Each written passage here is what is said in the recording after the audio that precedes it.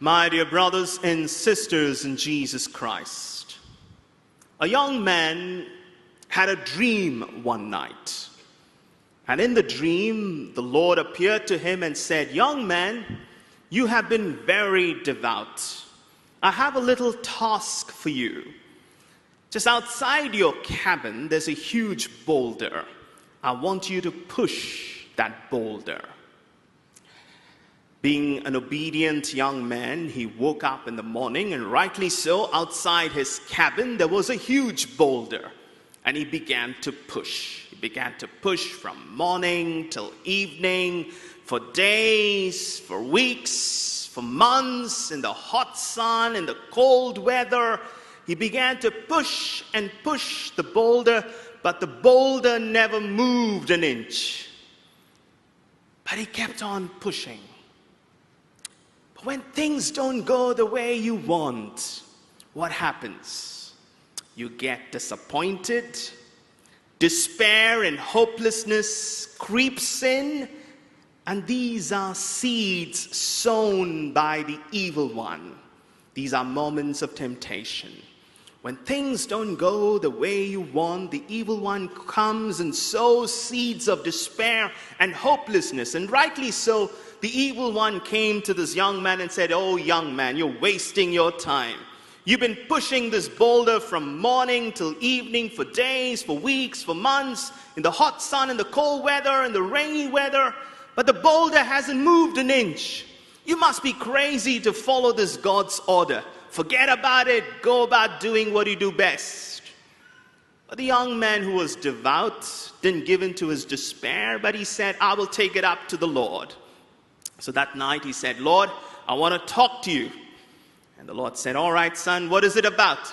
"God, I've been pushing this boulder from morning till evening, for days, for weeks, but the boulder hasn't moved an inch. I feel I've been wasting my time. You asked me to push the boulder, but why hasn't the boulder moved an inch?" And God looked at him and said, "Son, I asked you to push the boulder, not to move the boulder. I asked you to push the boulder, not to move the boulder. Pushing the boulder is your job. Moving the boulder is mine."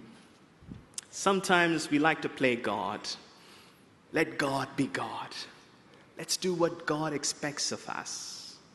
All that God expects of each one of you is to push, and let the Lord do the rest. Keep pushing no matter what. And God said to this young man, "Young man, you said nothing happened to you. Look at yourself. Look at your arms, how strong they are. Look at your biceps. Look at your back, how strong they have become. So don't tell me nothing has happened."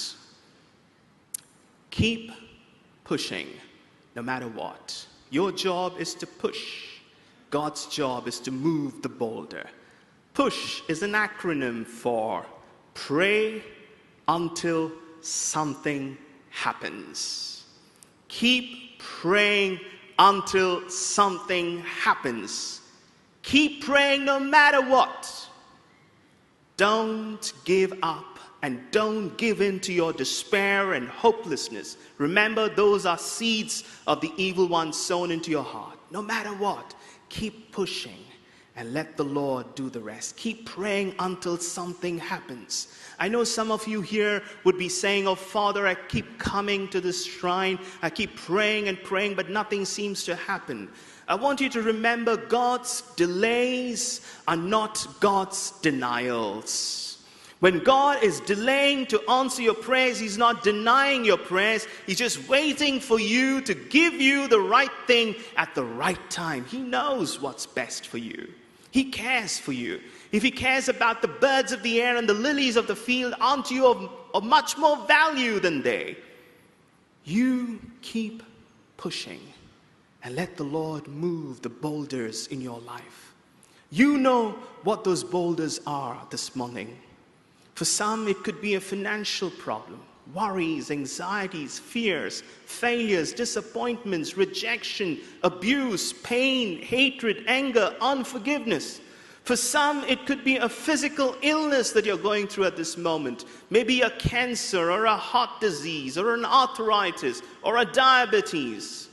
You keep pushing and let the Lord move those boulders away from your life. As you come for this novena devotion, seek the powerful intercession of our Blessed Mother. She pleads on your behalf. She intercedes on your behalf. She's a queen of intercession. And that's why we prayed the Memorare. Remember, O most gracious Virgin Mary, never was it known that anyone who fled to thy protection, implored thy help, or sought thy intercession was left unaided. Never was it known that anyone who came to our Blessed Mother went home empty-handed. As she interceded for the young couple at Cana of Galilee, she will intercede for you. She will clothe you in her mantle of love and protection. She will plead on your behalf. And a mother's cry will never go unanswered. Her son Jesus will yield to your intentions. So most important of all, be confident when you pray. Have deep faith. The Lord says, ask and you will receive. The Lord is saying, ask, I will think about it. Give me about a week's time. I need to process it through my angels. No.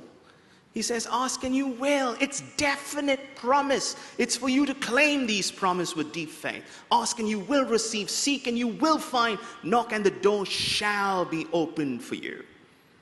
Along with confidence, you need to be persistent in your prayers. Don't give up. Pray without ceasing. And the Lord will give you the right thing at the right time. He knows what's best. If He cares for the lilies of the field and the birds of the air, will He not care for you much more? Look at the testimonies that we keep having every novena, every week. These are the powerful working of the Lord through the powerful intercession of our Blessed Mother. Pray this morning for the grace to have deep faith, to be persevering, and to know the Lord will move the boulders of your life away from you.